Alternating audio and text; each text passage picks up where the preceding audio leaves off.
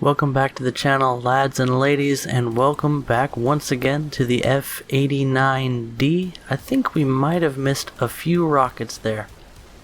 Now, we're in a custom battle because a viewer asked me to see what kind of damage you can do to an enemy base with the rockets on this thing, and not enough, I would say.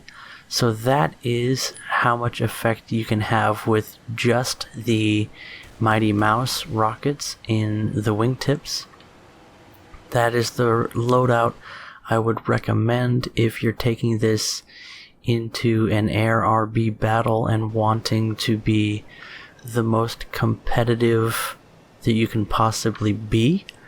But of course, if you're going after bases, you'll want to carry the 16 HVAR rockets as well, and so here we are loaded out with 16 HVARs and 100 and some Mighty Mouse rockets in the wings. I decided to show the entire length of the trip to the base here. First off, you will be spawning on the runway or from the standard fighter spawn. Because of your jet's classification as a jet fighter, there are no jet attackers in the game, and I would say that the F89D is a solid candidate for the role of jet attacker or jet interceptor. The fact that there's nothing other than jet and jet bomber classifications in the game in terms of where they can spawn and their role in mixed battles, I think that's a side effect or a hallmark of an age when jets were really something special in War Thunder, and I don't think they're quite so special now. Look at how quickly we are closing to the target zone. Of course, in a 7-3 up to 8-3 match, that's not going to matter quite so much.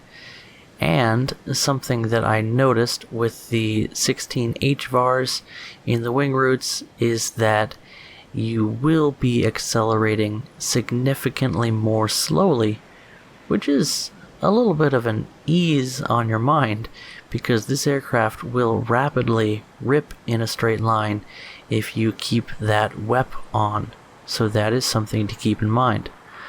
Another thing, look at how fast you can zoom climb in this airplane, even with extra rockets on the wings dragging us down significantly. This jet has the mass and the sass, I'm talking engine thrust, to climb in a zoom very rapidly. We're still at a very comfortable 340 miles per hour, dropping out of WEP and sitting close to 3 kilometers in altitude, and that's not bad at all. That also allows us to launch our rockets from longer range if we want to, but since this is a custom battle, we don't have anyone to worry about. You can see the base fills our targeting area with the rockets, so no worries about a miss here, and we'll launch all the ordnance at once. Those 16 HVARs didn't seem to make all that much of a difference, but we're sitting at about 65% damage on that enemy base, less than 3/4.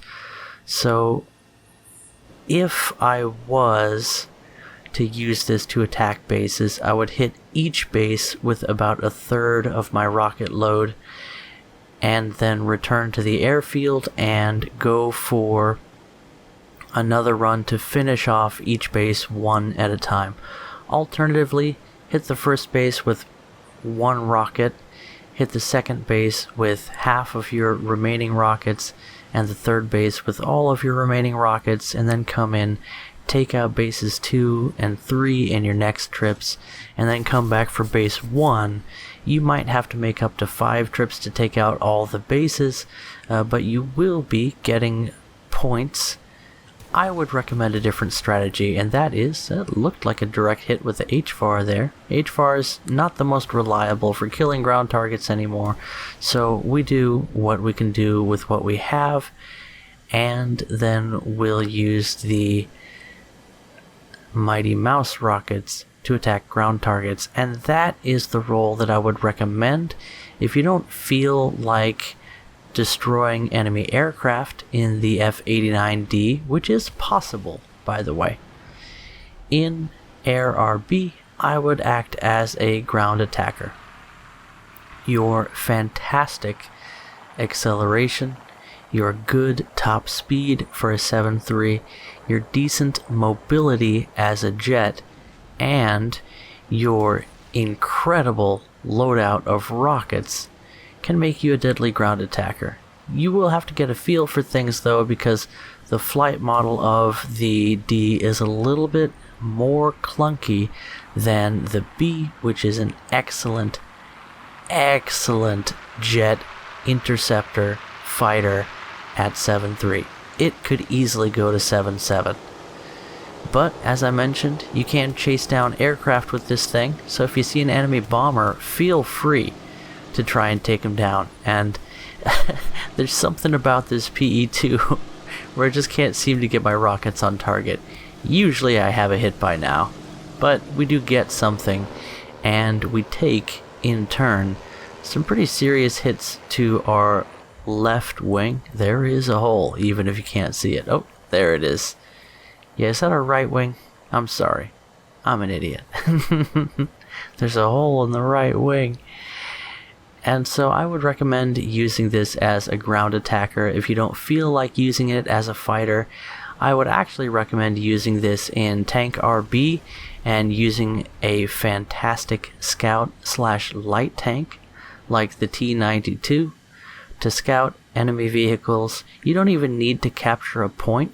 Just move about halfway to a cap zone, find some cover, scout enemies, shoot at people when they're not looking at you, and you're almost guaranteed playing that playstyle to be able to get enough spawn points. That was a nice shot. I mean, come on, that was a nice shot. Did you see that rocket bounce? That rocket ricocheted. Anyway, that about wraps it up for this video.